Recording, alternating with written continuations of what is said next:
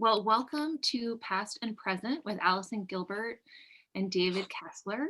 We're super excited for this conversation and to have David back at one of our Reimagine events.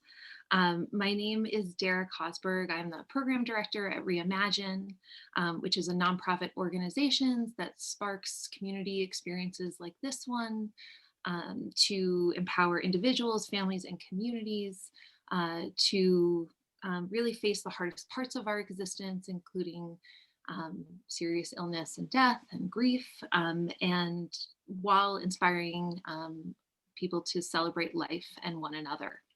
And before we get started, I'm just going to, sure many of you are familiar with Zoom, but I'm going to,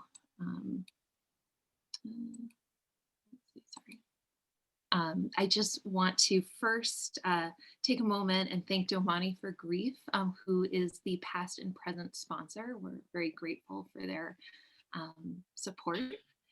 And before introducing Allison, I just want to make sure everybody is acclimated to Zoom. Just to say that we're not going to most likely be taking people off of mute, but you can write your questions and comments in the chat, and part of the session will be reserved to answer those questions. If the chat is distracting you, you can always close it in the top right-hand corner. I also want to note that I enabled live transcription, and there is a little CC at the bottom of the screen, which is not shown here, that you can click if you want to see the transcript. And with that, I'm just going to introduce Allison, and then she will introduce David.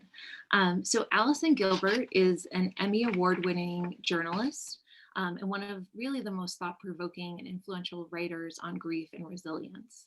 She's the author of numerous books, including the groundbreaking Past and Present, Keeping Memories of Loved Ones Alive. And her stirring work exposes the secret and essential factor for harnessing loss to drive happiness and rebound from adversity. She serves on the board of directors for the National Alliance for Grieving Children and the advisory board for the Tragedy Assistance Program for Survivors, the preeminent national organization providing grief support to families of America's fallen heroes. And it is now my pleasure to pass it off to Allison. Thank you so much, Dara. I am so grateful for this time and for your platform at Reimagine to make this possible. And welcome everybody here to our second Past and Present event. It's a new conversation series, as Dara mentioned. It's brought to you by Domani for Grief. Without their financial support, we would not be here. So thank you so much for that. Domani for Grief is a wonderful platform. Go check them out. There are courses, there's a blog, there is a growing community to learn from each other and share stories. We can talk more about them later. You can check them out too. But I really do want to start right away with our special, amazing, extraordinary guest, David Kessler, who, I'm a huge fan of yours, David. So you're giving me a lot to live up to. So it is just with all such deserved respect and admiration.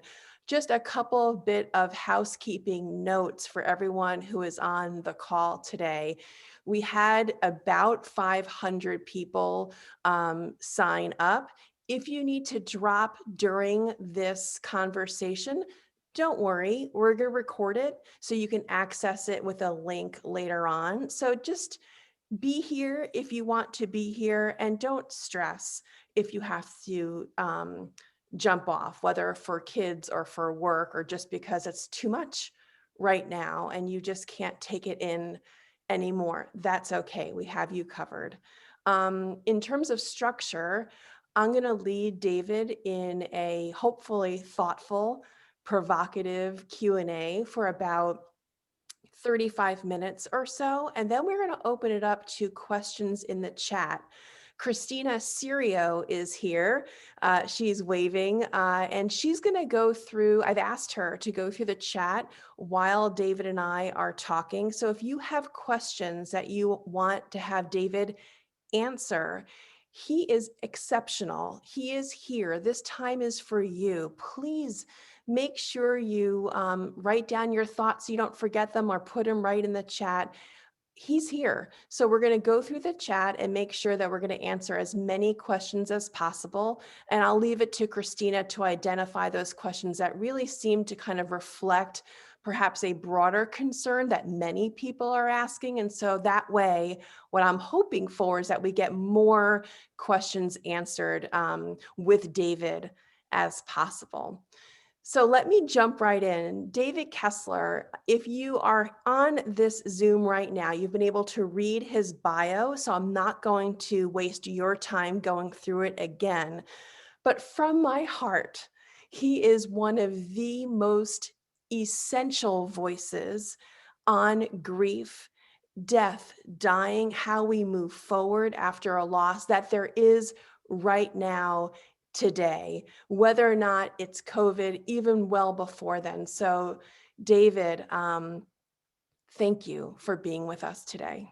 Thank you, Allison, for having me. And I want to thank Reimagine and Dara and Christina, who's helping us with this, and Damani for helping to put it together. So thank you. And I also, when I hear those introductions, I have been, anything I pass on is what I've been privileged to learn from decades of working with people whose loved ones are dying, or who are dying, or they're in grief.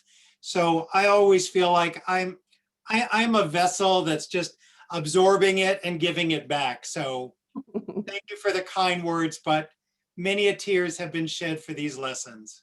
I'm going to get into that. And for sure, just so people know that I know we only have an hour now, but the conversation doesn't have to end, at the strike of 2:00 Eastern time. Reimagine, I just want to go through it so people can know how to connect. On Twitter, it's let's_reimagine. Instagram, let's reimagine. Facebook, reimagine end of life. For you, David, the best handles ever, which is I am David Kessler on everything. So that's pretty extraordinary. And the only reason I did it is because David Kessler was taken. And I didn't want to be the real David Kessler or the official, but I ended up sounding like Spock. I am. And by the way, everyone, David Kessler also happens to have the best website name ever, grief.com. So you really have been at this for a while, because nobody else would have had that URL except you. Well, I'm so glad to be here. Yeah. I wanted to start somewhere perhaps unexpected and really personal. In preparation for our conversation today, I was going through old transcripts of interviews that you've done over the years. I watched lots of interviews that you have given. It's an extraordinary breadth of work. And one interview that you did that struck me very strongly was a conversation you had with Larry King. And you had the conversation when your book, Finding Meaning, first came out. And it was about 1 year, almost to the day, since Larry King died. So that was just an odd coincidence that struck me. But in that conversation, you had talked about your experience being a grief expert, leaving you ill-equipped in some ways when your own son died when he was 21. Your son also named David. And what you said to Larry King is this. And I thought this was so revealing and so touching and so transparent of you, David, as someone who's a grief expert coming into this raw conversation with Larry King. You said, and I quote, "I wanted to write a letter to every parent I ever counseled, saying I had no idea how bad the pain was." And I was struck by that because seemingly you would have a better handle on grief than most of us, a different handle on grief. And so I want to start in that most intimate place, which is, why did you say that to Larry King? And what was it about the parents who you had served in the past that you wanted to write them all a personal note? And I think it's probably even more than them. It's a lot of people I've worked with in grief. I think you can study grief, you can witness grief, you can work with people in grief, but until it's yours, you don't know it intimately. And I had known it from my childhood. And I think I had the illusion that all of my worst pains were behind me and wasn't prepared, as no one is, for the death of my younger son. And it was raw and brutal and still is in many ways. You talked to Larry King, and I'm not trying to speak out of turn. You've spoken about it publicly before. I think a lot of folks who are joining us today can relate to other experiences of sudden loss. Would you mind sharing what happened with David? And that will just be our point of entry. I myself lost both of my parents relatively young and then their siblings. And so I think many of us come to this work, writing articles, writing books from our personal experiences. And I'm wondering if you can allow others who don't know the story about your son, David, if you can crack open that window just a little bit. Of course. And I appreciate the courtesy of the ask. And I've also been asking people over decades to share their loss. So how could I not share mine? And to be open about it. I was privileged to adopt two young boys from the Los Angeles County adoption care system. My younger son, David, had been prenatally drug exposed. And it was something that makes adoption very hard because it's a fear we all have. And how it's going to affect the child. And, there's not tons of good data out there. My thought was I could bring these boys into my life and love would cure all. And it did for the most part. And when David was about 16, he called me, and they had really amazing childhoods. He called me at 16 and said, "I'm in trouble. I've just taken drugs." And I was like, "What? Pot, beer, what are you doing? What's this?" And he said, no, it's much worse. And it was a really heavy drug. And I'm like, "You started there?" And it was 4-5 years in and out of rehabs, trying to get sober, supporting him. And he became sober. He met a wonderful social worker. Life was going well. Just had his 21st birthday. And right after that, he and his girlfriend had a fight that like any 21-year-old would have. And he called up some friends. They went out, they used, they lived, he died. And, it's brutal in our world now. I think recovery addiction has changed so much. It's important we get the stigma out of it. It's important we realize it is an illness. And it's also very important to understand what's going on in our world. I had the privilege of also working with Laura Berman. Dr. Laura from Own Network. Her and her husband dealt with recently the death of her son. He called up on Snapchat and got Xanax delivered in the pandemic to the house. And the Xanax, it's not a real prescription, was laced with fentanyl and died. So we have this in a pandemic. We also have this drug epidemic. And the way that we might have experimented with drugs when we were kids is now a possible death sentence, just the first experimentation. So we're living in a new world that I think we got to take in and make changes in.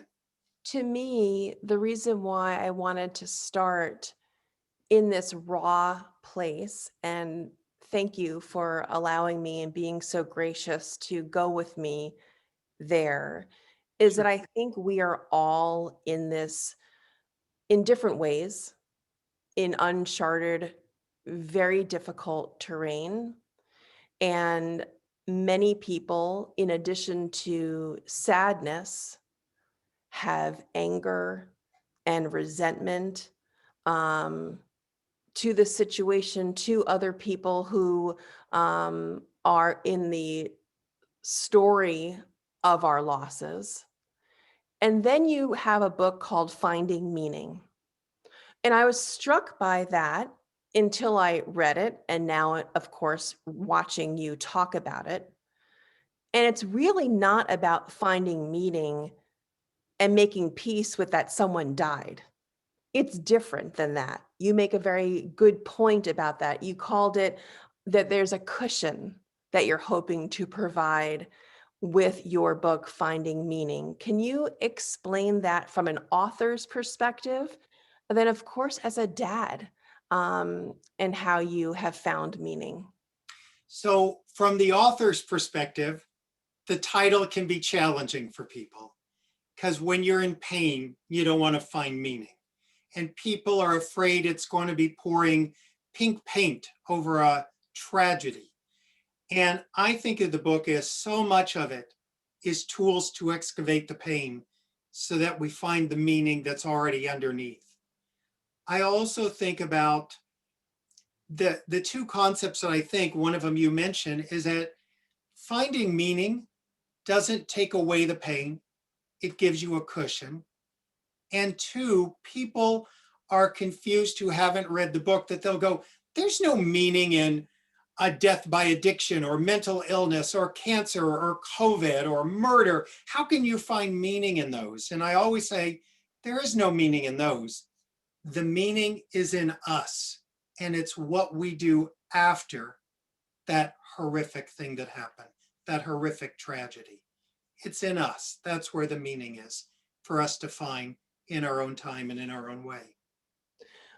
In what ways have you been able to help others find meaning in their losses? What seems to be a recipe that works for more people than fewer people? You have learned some strategies that seem to be more useful than others. And I'm wondering, what are some of the concrete takeaways, maybe just one or two, that you can share right now? Sure. We live in a world now that has a lot of toxic positivity. So we want people to be, yay, find the bright side. You know, we're talking about bright siding people these days, and we don't feel a bright side in grief. I believe there is one that we can find eventually in our time and in our own way. But when you talk about a few things like that, that there obviously is no right way to do grief. Grief is an organic experience. I often say, I'm teaching us what our great-grandparents knew how to do naturally. You know, I tell people, you come from a long line of dead people. Every person you've known has died. And our bodies, our mind, our psyche are built to take a number of hits this lifetime. But we live in a society that tells us to get over it and move on. And you've got 3 days, or you've got a week, or you've got a year. And we buy into what other people think of our grief. And we become digestible people pleasers in our grief. And we pay such a horrible cost for that. So is the strategy then, is the takeaway not to be a people pleaser? I'm trying to follow your, Absolutely. Because you've got to be the organic experience of grief. And you know, if your grief makes people uncomfortable, you know, as Kubler-Ross, my teacher, would have said, that's their problem. You know, that the reality is, I have to experience my grief.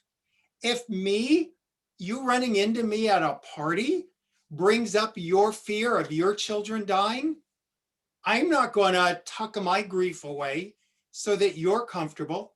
Let's deal with your uncomfortability, because my grief is mine and I'm owning it. And my grief is part of the love. I'm not going to get talked out of it. So that takes a lot of agency, right? You're talking about being true to yourself, honoring your own feelings, setting your own timetable. That to me, that strikes me as being a fabulous antidote to what loss does to us, right? Loss makes us out of control. We have no power. Even when the loss is anticipated, right? Even if we know our loved one is going to die, they're terminally ill, that moment of death is still out of our control. So it sounds to me that one tool we have to move forward is regaining that sense of being the captain of our ship post loss. And one way to do that is giving yourself the space that maybe even those closest to you are not willing to allow you. Am I hearing you correctly? Yeah, and I think a place where our work intersects nicely, you and I, is I think we're about being more active than passive. Yes. And Yeah. right? When you say that's a place we interact? 100%. In fact, I talk about pivoting from, let's say, passive mourning, Right. MOUR, right? Passive mourning, where people generally know to show up and show us support when loss is new. And then that shift in focus to active remembering. And it's in that piece, just like what you were talking about, David, it's that proactivity piece that's so, I think, really healing. And I don't think we know or we're taught how to have tools. I think we are raised as people pleasers. I think we all have old wounds that we project onto our current losses. I don't think we know how to decipher them. And just something as simple as teaching people to have a direct ask.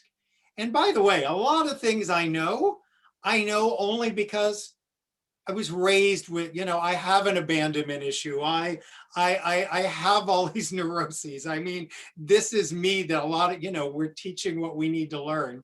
Can I focus on what you just said? When you said the words direct ask. Yeah, let me tell you what that is. Yeah. Thank you. So here's what the unhealthy me would do. The unhealthy me would passively go, it's 6 months since my son died. Are people going to call? Are they going to show up?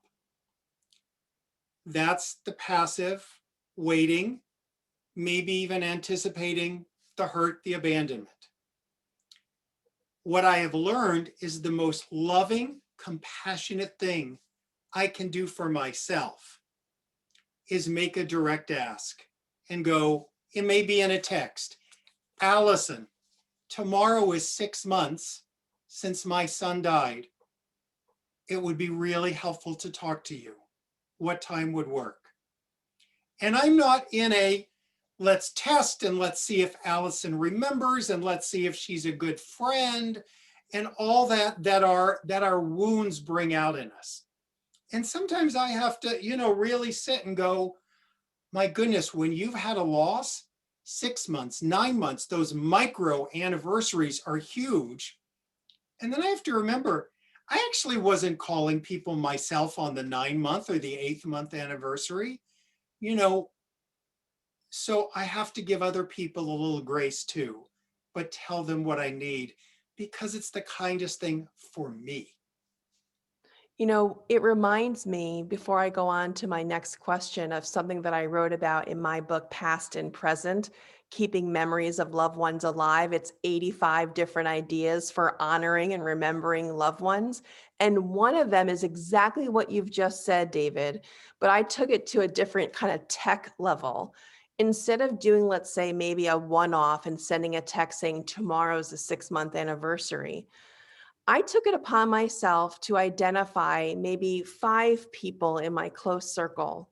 And I asked them permission beforehand to say, you know what, I would like to send you a calendar reminder. So then you know when I'm going to be feeling tender. So just like we set up calendar reminders for our office meetings or for our children's doctor's visits, I went to those people and say, you know what, these days are particularly raw. And I'd like to send you a calendar alert that you can just have as an annual reminder on your phone until I don't need it anymore. And so that's just another way of doing the same thing, which I wanted to amplify. Right. Sure. How would you determine that you as a griever are doing okay? And when you as a griever need help, what is that line that you think people should be aware of where you could really use some outside support? I believe that grief is ever changing. It's a flowing. I always talk about grief as a river. And our work is to keep the river moving. And we sometimes have an illusion that, you know, we're going to just get better like that. And it doesn't look like that. Grief is very messy. You've got a good day, a bad day, a horrible week, a better week, all that. And I think sometimes we can get stuck in one emotion.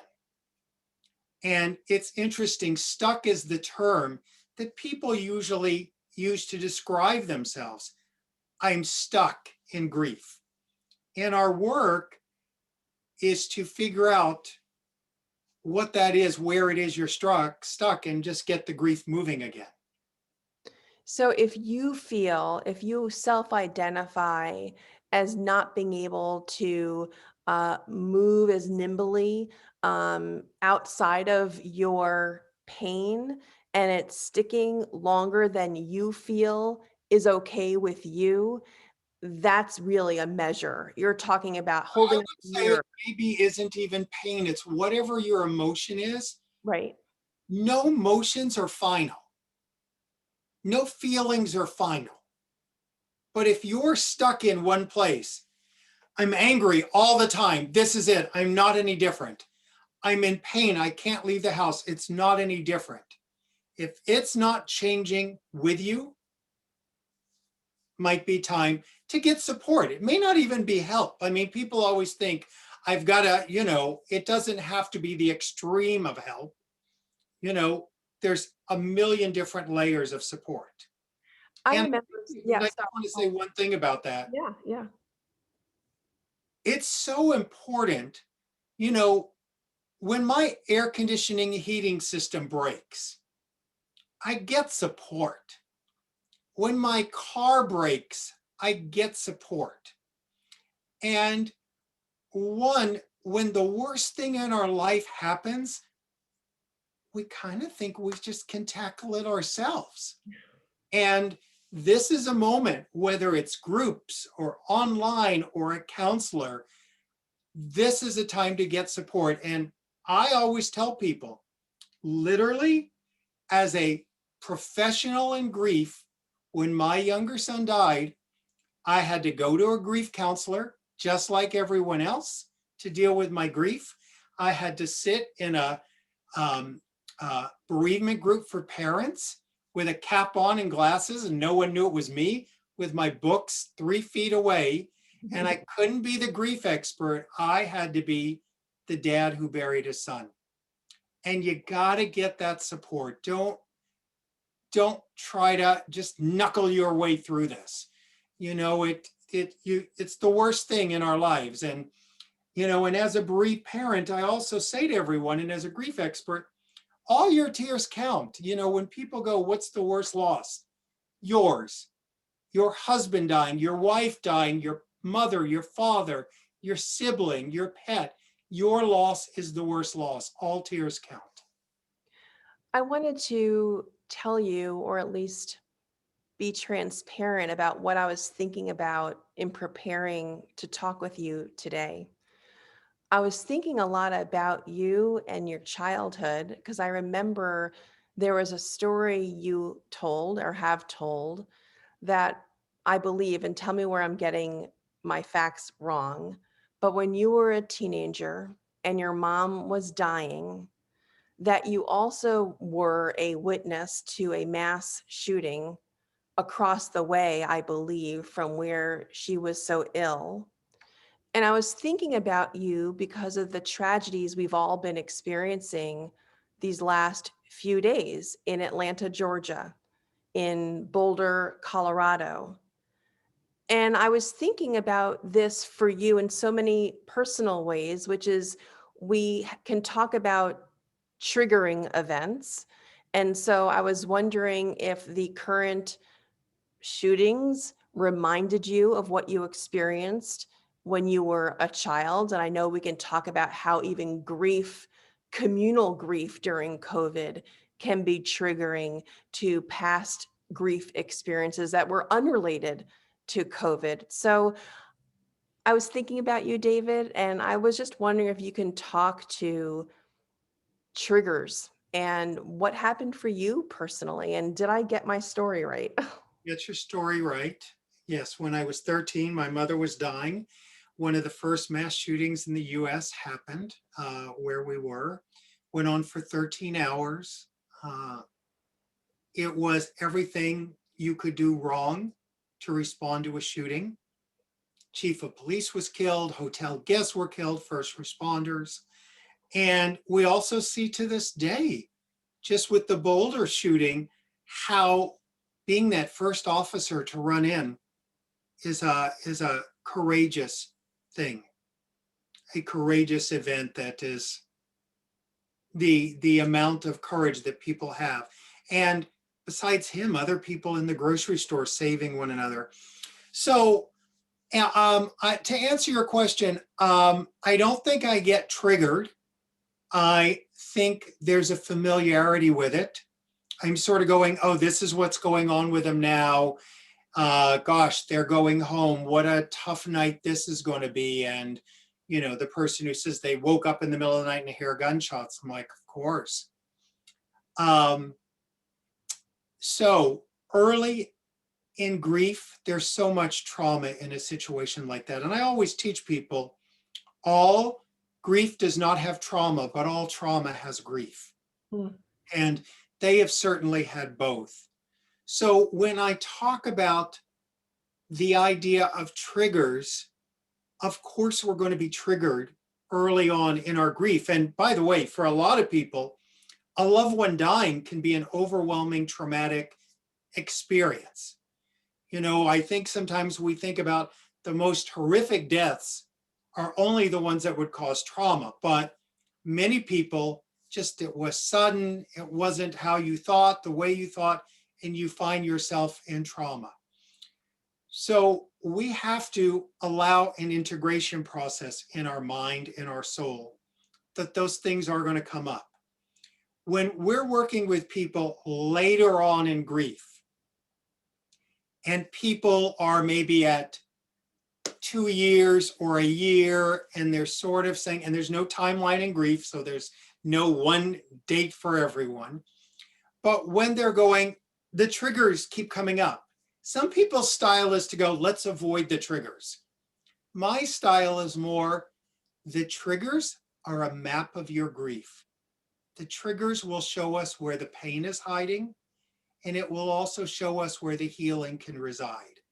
So part of my work is to help people gently, in a controlled way, examine those triggers and find a little healing there. but that's much later in grief. Right. Thank you. No, I appreciate that. I'm going to send it over to Christina in just a moment to go through the chat and to help us with some of the questions. Before I do that, after we do that, a little bit of Q&A, I'll come back just for a little bit to ask you a final question before we get off. But just to remind people, David is just extraordinary and he's accessible. So I wanted to remind you how to get in touch with him after this event. So he is all over social. So Facebook, Instagram, Twitter. I am David Kessler. Best handles ever. And of course, we are thankful to Reimagine. And so you can follow all of Reimagine's events on Twitter, Instagram, and Facebook. For Twitter and Instagram, it's Let's Reimagine, but for Facebook, it's a little bit different. It's called Reimagine End of Life. And of course, we wouldn't be here without Damani for Grief. And so please reach out to Damani for Grief. There's a growing community page that Damani is putting together that's already established. Go check it out. And also Damani for Grief is also on Instagram. So with that out of the way, and with Christina hopefully using that time to go through the chat just a little bit more, go for it, Christina. Help us out. I just add to that for anyone out there, there's also a free Facebook group that I have. And you can go to grief.com and you'll see that. Like today, I'm going to be in there later discussing the why of grief. So that's later today if you want to jump in there. And it's at facebook.com/groups/David Kessler. But you can just find it at grief.com and click there. Thank you. That's awesome. Thank you so much, David. Okay, so the first question is from Barb. She said, I would love tips on how to best support parents who've lost kids to overdose, especially as time goes on, as you mentioned about the anniversaries. Well, I would say the first thing to do is to love them, talk about it. And I think this is true of any parent, but even when I say especially parents who have had mental illness with a child or mentally challenged or addiction, but I think it's also true about spouses and your parents. I think many times death leaves us with a feeling of we might have failed and maybe we should have saved them. And I think part of what we can do for one another is remind each other of all we did do. Because we sometimes want to look at that one little moment we didn't do something and think that was everything. And we forget the 10,000 moments we showed up. I love that. Thank you, David. Wow. Next is a private message. It says, can you talk about toxic positivity? For example, she's in a better place, she lived a long life, etc., from friends and family after losing a loved one, and how to react to those comments. So I think all people in grief have to make a choice. And I think your choice can change over time. There's times you just can't deal with it and you just walk away. There's times we get angry. There may be times I might go, ouch. And the person goes, what? I'm like, ouch. It feels like you're, sort of negating my loss there and telling me to get over it. And I know that's not your intention. Other times you might be up to it being a teachable moment and going, Allison, I know you love me. I know you care for me. That's not, I do like the whisper, like I'm in your ear, your best friend. Allison, that's not the best thing to say to someone in grief. Here, this would be better. And I become the little whispering teacher in their ear. And I go, you know what? Just saying there's no right words. I love you. I'm here for you is so much better than the silver lining. And I so love you're trying to help me find some peace. I'm working on it hard too. Thank you. Next, we have Melissa who asked, could you speak more on your quote, judgment demands punishment? Sure. So we are judging machines. We think we're not judgmental, but we judge everything. And oftentimes we judge ourselves, and judgment demands punishment. If I see myself as wrong, I'm going to turn on me. Or if I see you as wrong, I'm going to turn on you. And if we can find ways to release the judgment and sort of find the reality in that, it's so much more helpful than the lack of kindness we all unleash on ourselves. Hmm. No one is as hard on us in our grief as we are. Hmm. You know, I have a group, Tender Hearts, that we always talk about. We say, you know, we can really spend a lot of time getting so angry about how our friends are telling us to move on or get over it or cry less. But don't we sometimes do that to ourselves? And how can we heal that?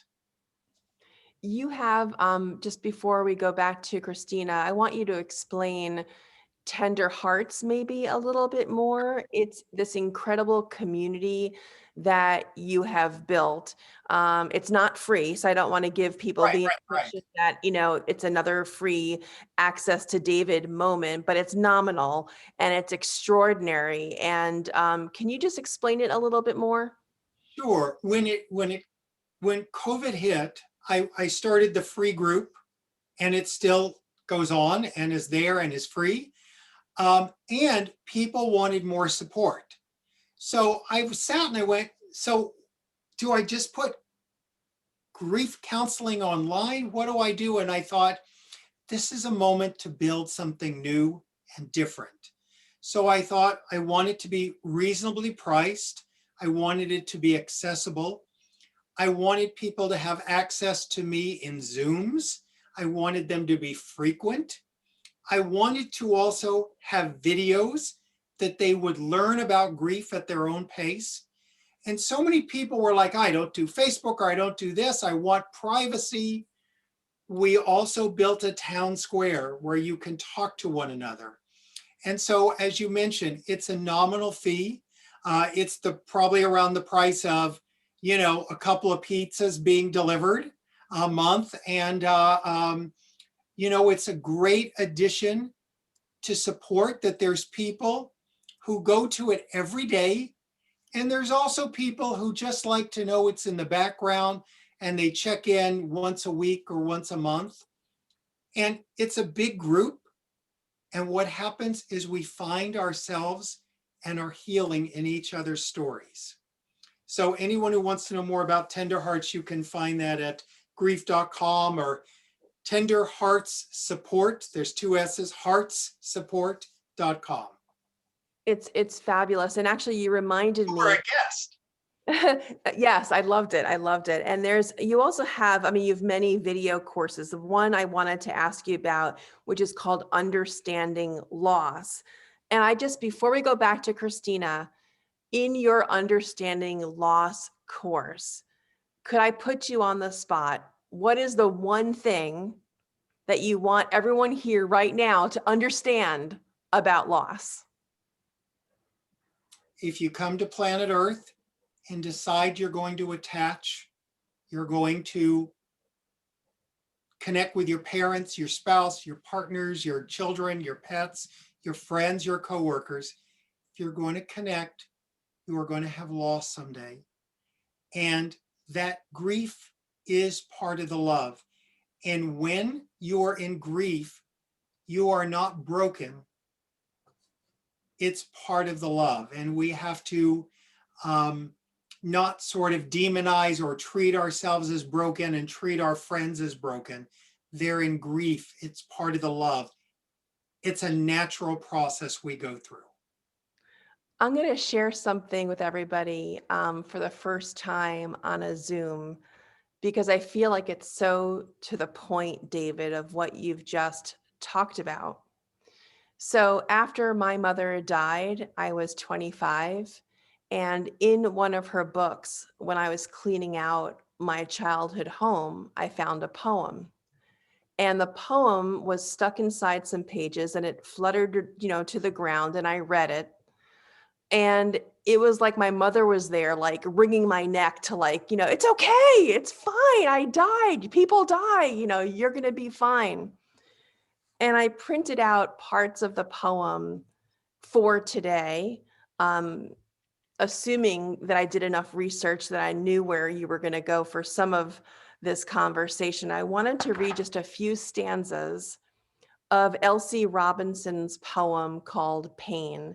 And I didn't know who Elsie Robinson was at the time. I do now, but I wanted to read a couple of stanzas I think you all will love based on what David just said. Why must I be hurt? Suffering and despair, cowardice and cruelty, envy and injustice, all of these hurt. Grief and terror, loneliness and betrayal, and the agony of loss or death. All of these things hurt. Why? Why must life hurt? And then I'm going forward. Hurt is the price to pay for feeling. The more we grow, the more we feel. The more we feel, the more we suffer. For if we were able to feel beauty, we must also feel the lack of it. And I'm almost done. Last stanza, promise. To have felt deeply is worth anything it cost. To have felt love and honor, courage and ecstasy is worth any price. And so, since hurt is the price of larger living, I will not hate pain, nor try to escape it. Instead, I will try to meet it bravely and bear it proudly. It just really reflected to me, David, what you just said. And I think what it says so beautifully is, I want to still have a relationship with my parents. I want to still have a relationship with my younger son who died. And if I don't allow the pain and the sadness and the anger, I can't still know him. And if I try to escape feeling all those things, I'm going to lose him in a whole nother way. And I will take those things so that, I always say the goal of grief work is to remember with more love than pain, in our own pace, in our own way. And that's my journey, that I'm trying to get to for me and everyone else. Christina, let's give David maybe a couple more questions, and then I have a question I'd love to end with. And so thank you all for being here. We're not done yet. I promise you will all be out of here on time. I am nothing but a good former TV producer. I'm good with time. So hang on in there, you guys. Christina, give us a couple more questions. Okay, so we have a few questions that I'm going to clump together about COVID. A lot of people, because they weren't able to visit family members or because they're professionals that are treating those family members, feel angry, they feel guilty, they feel sadness about how people are not able to feel physical presence of their loved ones just during COVID, and even if a death occurred during COVID. First of all, I see and hear the heartbreak upon heartbreak for anyone who wasn't physically able to be there. And my heart goes out to them that, our goodbyes are so important. Goodbye is another way we say I love you. And I want to also remind people, they have spent thousands of hours loving that person. And my hope is that that person, even though it seems like they died alone, that we also remember they died with all of our love.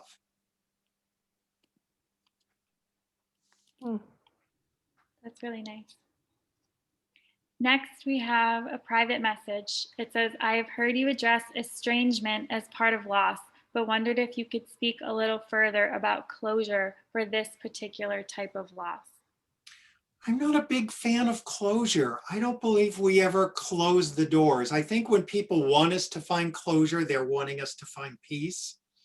I think closure is almost a media term. And you have to put a button on things. I don't think grief works that way. I'm never closing the door on anyone I love. In fact, I'm bringing everyone with me into the future. So I think with estrangement, it's a loss, just like there's so many other losses going on these days. And I think what we do, I always say, it's always the death of something. A breakup is the death of a relationship. A divorce is the death of a marriage. A job loss is the death of that workplace with that paycheck and those people. Estrangement is the death of the connection we have with someone. And I think what we do in grief that sort of gets us off track sometimes is we think this doesn't count. This is different. I need a different set of tools to help with this grief. And I always tell people the tools work on any grief. They really do. So to transfer them and not think less about your loss deserves attention and all the tools we have, no matter what it is. In terms of that word closure, the anti-word that I love that goes against that notion is really just the word and, A-N-D. It's my favorite word. You can suffer loss. You can miss your loved one. You can be upset. You can be sad. You can also find joy in your memories, and you can move forward too and find joy with what's now. And one doesn't discount the other. It's not binary. Just because you are able to embrace what's to come after a loss does not negate the love and the bonds and the connections that you had. You can have both. And so to remember the word and, that it can be all of it, I think is really important. Because it's true, we do want to be black and white. Am I this or this? Right. Right. And you can be both. Yes, you can be both.